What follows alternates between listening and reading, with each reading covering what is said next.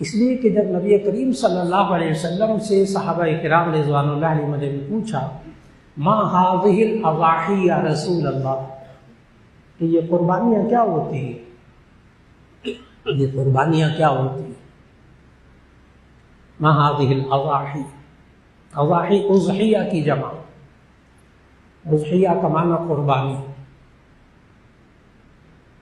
آج کل بعض جگہ قربانی کے اشتہار وغیرہ اور نماز عید کے اشتہار وغیرہ،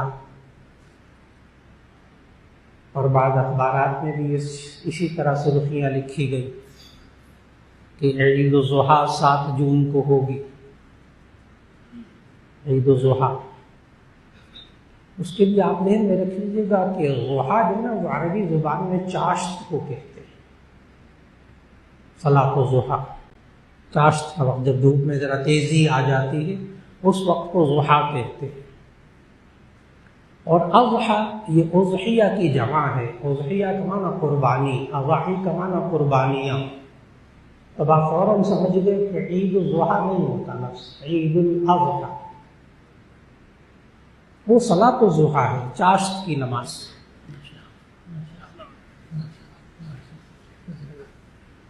وہ عید الضحیٰ نہیں، وہ غلط لفظ ہے،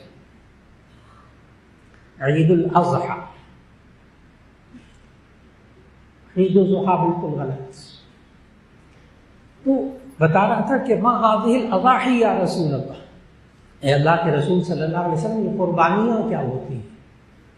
تو نبی صلی اللہ علیہ وسلم نے فرمایا سنت ابیکم ابراہیم، تمہارے جد امجد ابراہیم علیہ السلام کی سنت ہے۔ یہ وہ والی بات ہے کہ جس کو بنیادی طور پر ذہن میں رکھنا ضروری ہے۔